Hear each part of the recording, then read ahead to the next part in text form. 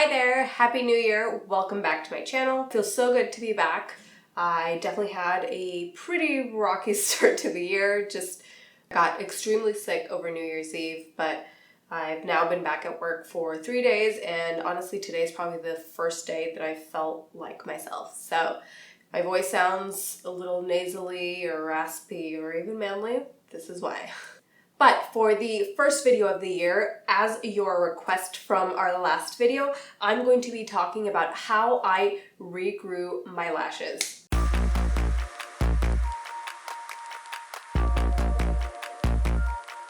I'm going to go through a few do's and a few don'ts in order to get your lashes to their fullest potential. So I do have to start off by saying that in high school and years ago, I had really long lashes. I wore the cheapest mascara, I curled the crap out of them, I basically abused my lashes. Fast forward to a couple years of that abuse and my lashes were literally non-existent. So I started doing lash extensions to cope. I started doing false lashes. Do have countless videos where I have terribly applied false lashes on through this devastating lash period, and they get to live on the internet forever. But anyway, probably almost a year ago, I got this really weird allergic reaction to lash extensions, and at first I was like trying to blame everything but that. I tried getting them done a few weeks later, same effect. We did the sensitive glue, we tried everything, and you know, it was just my body fully rejecting them. So I was like, great. So my destiny with lashes is just to have none now. And because I was not about to settle for not having any lashes, I started doing research. And anytime someone's lashes looked amazing, I would ask what they did. And basically a year later, I have rehabbed my lashes, and I'm here to teach you everything that I've learned along the way. Okay, first I'm going to start with the don'ts, what not to do. So one of the worst things you can do for your lashes is to wear waterproof mascara, and that is what I used. I used the cheapest mascara, and it was always waterproof because the second I curled my lashes, I would apply the mascara and it would set right away, and no matter if I got caught in the rain or even when swimming, my lashes would stay put. And although that sounds like a great idea, over time they are so drying on your lashes, and trying to remove that is just such a bad situation that over time it can really kill your lashes. Don't number 2, which I was also very guilty of this, because I didn't want to scrub the crap out of my lashes every night. Sometimes I would sleep in mascara, which is absolutely even worse than wearing waterproof mascara during the day. Another thing I did, which you don't have to be a crazy genius to realize that this is probably bad for your lashes, but I did it for years. And that is to curl your lashes once you already have mascara on. This is just a surefire way to rip out lashes, because once you clamp down on the lash curler, whether the mascara is dry or still a little bit kind of wet or tacky, it will cling onto the lash curler, and the second you try to pry it open, you are going to pull off lashes, unfortunately. Curl my lashes once, maybe twice, apply mascara, and that is it. No more going back with a lash curler. It's not worth it. I'd rather have a less of a curl that day than risking ripping out a couple lashes. Another terrible don't for the lashes is to use lash glue. Obviously, because like I said, my lashes weren't looking great, so I started using false lashes, whether they were the individual or the strip lash. I was applying a lash almost daily, and so at the end of the night, removing that's obviously not great, not only for the lashes, but for the follicles where you are applying the glue. You're basically clogging those follicles, just not ensuring proper growth even after the removal of the glue. All right, now for the do's, for what you should be doing. And this goes back to curling. So like I said, I curl once, I apply mascara, and then because I'm using a non-waterproof mascara, it does take a little bit longer to dry. So what I like to do is, after I've applied the mascara, maybe about a minute or 2 later, I'll do another step on my face. Then I go back and basically just put your fingers as close to the base of your lashes and kind of close your eyes or look down so that you are getting a little bit more lift just by doing it with your fingers. And I promise this trick really, really lifts your lashes and very close to the base without using a lash curler. And basically what you're doing is you're setting those last couple of seconds where the mascara is still a little bit wet, but definitely setting in that shape. You're setting it in that really lifted shape, and then you're good for the day. Seems like such a simple step. You're like, oh cool, hold my lashes in place and wait till they dry. But the trick is to wait till they're almost completely dry, and then you literally hold them for maybe like 10-15 seconds, and it will make a huge difference. I actually had a client tell me this trick and it works wonders, so little shout out to her. All right, another do is to use a good mascara. We keep hearing about mascaras that are kind of like vitamin infused or fortified to help your lashes grow. And I used to always think, if it's not really applied to the actual follicle, is it really helping the lashes? And I started using the Lash Blowout mascara, and at first I just thought it was so cute because it looks like a blowout brush for the hair, but I feel like this has totally helped. It really just like nourishes my lashes. I feel like even when I have no mascara on, my lashes look not only thick but almost like shiny, like they just look healthy and happy.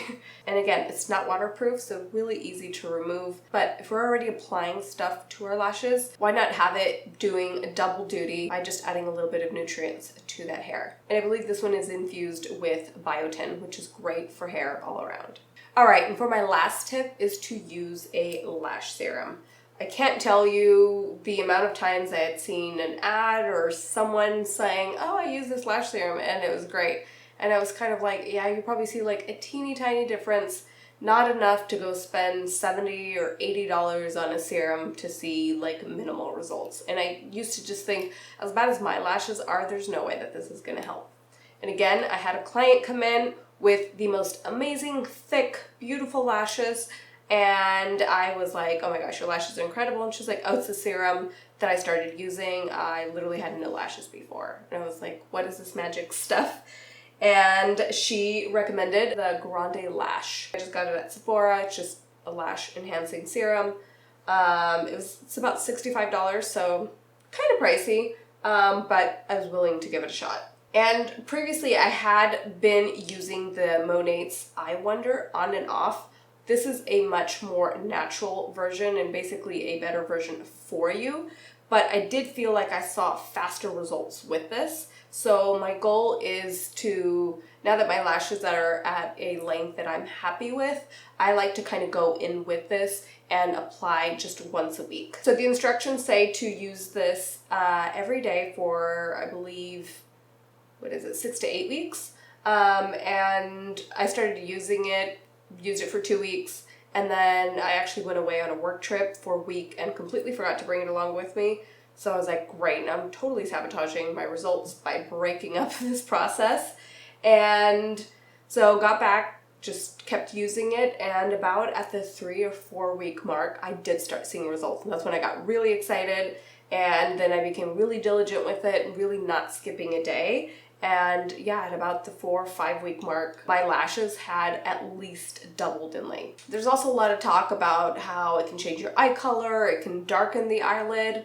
I have personally not had any of those symptoms or things happen to me. I did do a lot of research on this one, and the reviews were pretty good. And again, I plan on using these in combination. I feel like once the GrandeLASH runs out, I will stick to this. And just because it, like I said, it's a little bit of a kind of more natural, healthier option. And I will just apply it maybe like once a week just to kind of maintain what I currently have. And we'll kind of go from there and see how that's working for me. And of course, I will keep you guys updated. I feel like my lash improvement has really come from a combination of all of these things that I've done to my lashes. I feel like if I was just using a serum but still, you know, totally abusing my lashes with a curler and waterproof mascara, not removing the mascara fully before I went to bed, I don't think that I would achieve the results that I got. So I really do believe that it's an accumulation of all these things that I've been doing. It's so weird because lashes are such a small kind of little detail on the face, but it makes a world of difference. The other thing too that I didn't really mention, I don't know if this has anything to do with the lash serum or if it has to do with the biotin in the mascara that I'm using, but my lashes are naturally a lot more curled now. So there's like this little bit of a natural lift, which is great. And again, I don't really know what to attribute that to. But yeah, being back to having lashes is definitely a lot of fun. By the way, I know someone will ask, I'm definitely not sponsored. GrandeLASH, please find me, please sponsor me. But no, everything that I've mentioned today are just basically trial and error and things that I've tried that have definitely helped me, and now I get to share them with you guys. So I just want to leave you with one little question. As the year starts, we have a really exciting announcement coming up. But I want to know what you guys want to see on my channel this year. I feel like a big thing that I'm seeing a lot on YouTube is more like these longer chatty videos, and I think it's because people kind of like to put them on somewhere kind of in the background and then you're kind of like still doing other things. I definitely do that. I actually heard Carissa Pukas mention this in one of her recent videos, and I totally agree that oftentimes we'll put on a YouTube video, but we might be doing laundry or some other type of work. I always try to keep my videos at least at 10 minutes or under, and sometimes when it's a 10-minute video, you guys say that it's really short. So please let me know length of video you guys want to see. And do you want to see more chatty, or do you want to see more visual and kind of more example based? So, all right, so that is all from me. Thank you so much for stopping by. I love you. I hope you've had the most amazing start to the new year, and I can't wait to see you in the next one. Bye, guys.